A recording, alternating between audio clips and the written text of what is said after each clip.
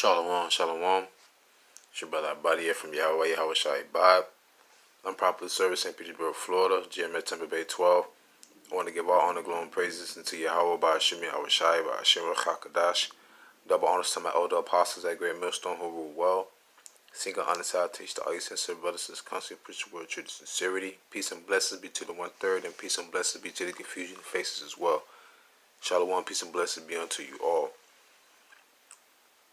I ran across this article, and it just sparked my my interest, knowing how there's been numerous reports of quote-unquote UFO sightings, which we know are the chariots of God. There have been like numerous sightings that have been actually making the news in the United States, because all outside the United States there are numerous sightings and they're being reported, but Esau in America, they don't really, display it, but lately it's been getting so extravagant that they have no choice but to. And that reminds me of Amos 9:8, when it says, the eyes of the Lord God are upon the sinful kingdom. And that sinful kingdom is twofold. It's also talking about Israel, when it speaks in Isaiah, the 1st chapter, that said, we are a sinful kingdom, laden with iniquity. The whole head is sick. And also Babylon, the mystery whore Babylon, whose golden cup was filled with all type of abominations. Okay, so nonetheless, let me get right into this article. This is an article talking about Elam, who today we will call the East Indians. It says space superpower, India to kickstart space war drill.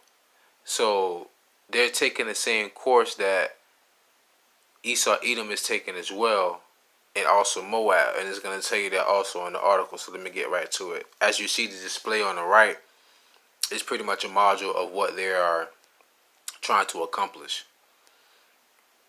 This is what the article said from RT. If any UFOs or adversaries within Earth's orbit start behaving badly, India wants to be ready as it prepares to take war drills literally to a new level, space. Now the part I want to get at, it said they start behaving badly. India wants to start behaving so like it wants to be ready. But matter of fact, before I even get to the verse that I want to, because I'm itching and scratching to get to this verse, I just want to read a little bit more in this article. It says the first country. It's like the country's first simulated space warfare exercises starting on Thursday. And I'm going to just jump down to the point I want you to listen to. That achievement prompted Prime Minister Narendra Modi to proclaim his nation a fourth space superpower. Salakia. A fourth space superpower after the U.S., Russia, and China. So, and it said, but the part, there's a couple points I'm gonna get to here. The one about it saying that if something in outer space started behaving badly in Earth's orbit, all right. So, I thought about this precept right here, Isaiah 29:6. We think about Ariel, people they talk about the 4 archangels. If I'm not mistaken, it's Raphael, Michael, Gabriel, and Ariel. That's if I'm not mistaken. But when you go into the word Ariel, is Arar Ya'Allah. Arar Ya'Allah, which means Lion of God. Okay? And it's also a name that was used for the nation of Israel. But it also could be used for an angel. Alright? Did not say the lion coming from his thicket? Talking about YAHAWASHI. So Isaiah 29:1, woe to Ariel, the city where David dwelleth, add ye year to year, let them kill sacrifices. So that's actually talking about the city who was who? Us, the nation of Israel, alright? But when you go into the blue letter, it's twofold. It's also a name of an Israelite. But I'm going to continue on. So they say if anybody behaves badly in the earth's orbit, this is Isaiah chapter 29, verse 6. I'm sorry, not at 6, I'm sorry, verse 7. And the multitude of all the nations that shall fight against Ariel, even all that fight against her and her munition and that distress her, shall be as a dream of a night vision. So this is, so like you trying to fight against not just the angels in the heaven, of course, YAHAWASHI and King David, but even us. Because we're going to get those spiritual powers. You have to understand this. Men are on the highways and byways, making themselves living sacrifices on the altar at camp. And you really don't think that we believe that we're going to get those powers? Oh, we believe we're going to get those powers, man. The Lord is telling you right here. Isaiah 29:8. It shall even be as when an hungry man dreameth, and behold, he eateth, but he awaketh and his soul is empty. So it's all a dream. Or as when a thirsty man dreameth, and behold, he drinketh, but he awaketh, and behold, he is faint, and his soul hath appetite. So shall the multitude of all the nations be that fight against Mount Zion. Call her loyal like YAHAWASHI. Bear with me really quick. I gotta pull a precept out for you. Now this right here, it kind of correlates with that, because people who have dreams, oh, I had a dream that God came to me and spoke to me. Well, somebody tell me that, I be like, well, I know you're not telling the truth, because there's a mediator between God and man, and YAHAWASHI. But nonetheless, though, how these nations talking about if someone's acting up bad in the Earth's orbit. Hold on, how the hell is 4 superpowers for war in outer space? That's who is that? United States and Russia, Edom, China, Moab, and you have Elam, who is the so-called East Indians. Who else y'all know that have satellites out there, or that's actually in the ISS? Nobody else. You're talking about YAHAWASHI. So this is Sirach 34:2. Whoso regardeth dreams is like him that casteth at a shadow and followeth after the wind.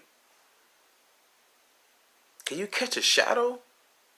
Can you follow where the wind go? That's heavy, man.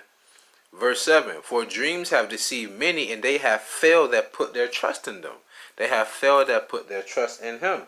I mean, it's like it in them. And it's gonna be a disaster for you to try and fight against the nation of Israel. And also, YAHAWASHI will malak dawadah. Do you know what Israel stands for? Yasharallah. Yah, he, Shar, Prince, Allah, power, or God. We are princes of God on earth. The Lord's coming back to redeem 1/3 in the elect. Do you not think that we will be in our godlike stance again? David killed his tens of thousands. We thought that was by coincidence. He was an Israelite. Now let me go into another article really quick to prove another point too. Because I slid right here into this article on curiosity.com about something that Ronald Reagan said in the 1987 speech that he gave. I believe it was at the UN meeting with the nations. Now I want you to hearken to what he says. In our obsession with antagonisms of the moment, we often forget how much unites all the members of humanity. That's that Babylonian spirit, ain't it? Perhaps we need some outside universal threat to make us recognize this common bond.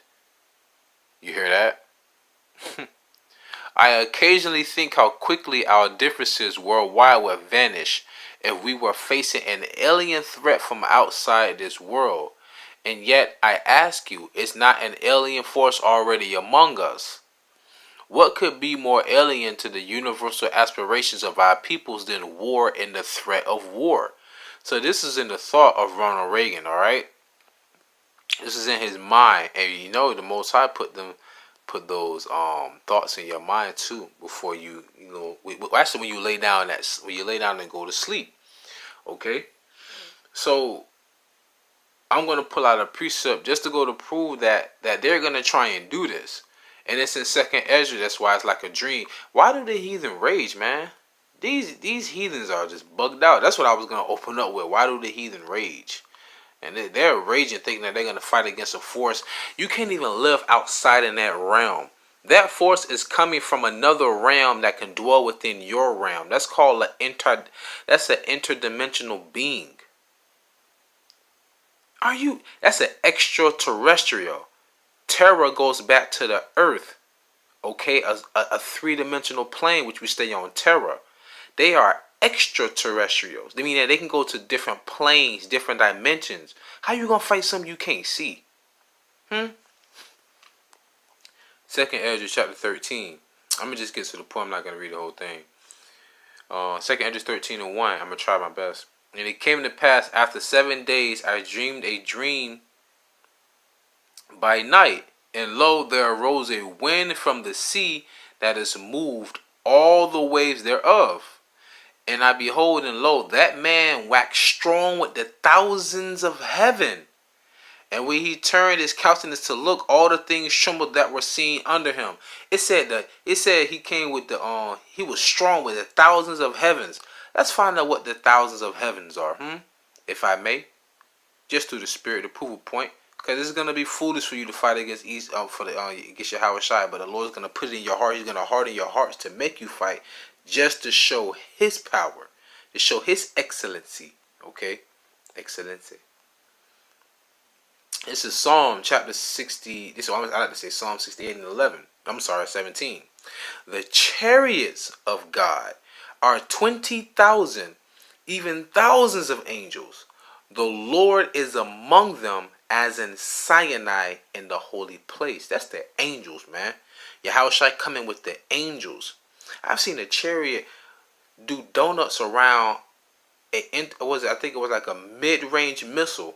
Those missiles go at what, like 10,000, maybe 12,000 miles per hour? How the hell you have an object doing donuts around and shooting lasers at the warhead?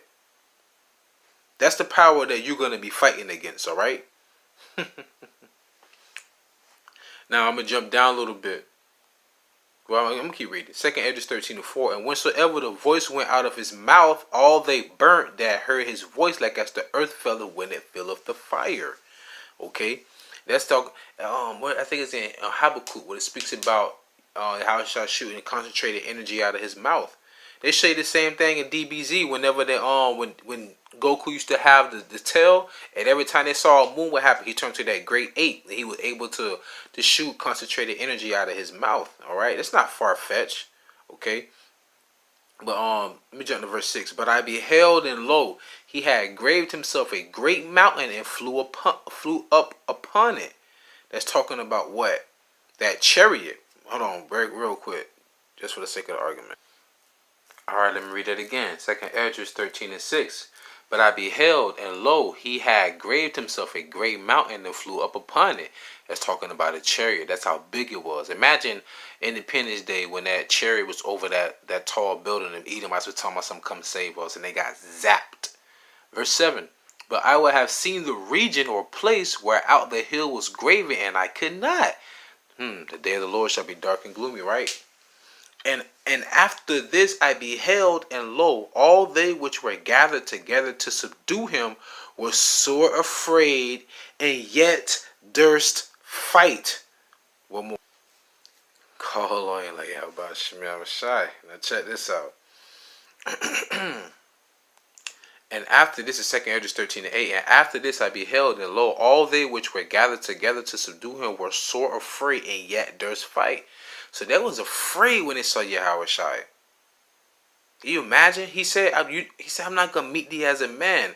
If you could look at the picture on the left, you could see there's a man that's being crucified, and there's two other men around him, though, the malefactor and the other man, right?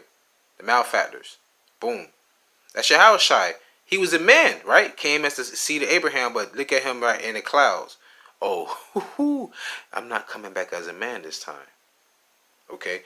Verse 9, and lo, he saw the violence of the multitude that came. Come on, army tanks, jets, stealth bombers, all helicopters, all kind of shit. Think about the movie, God damn it. What's the name of that movie, man, with Keanu Reeves? They had the one back in like the 60s or something like that, but he was like this tall being that came from another planet.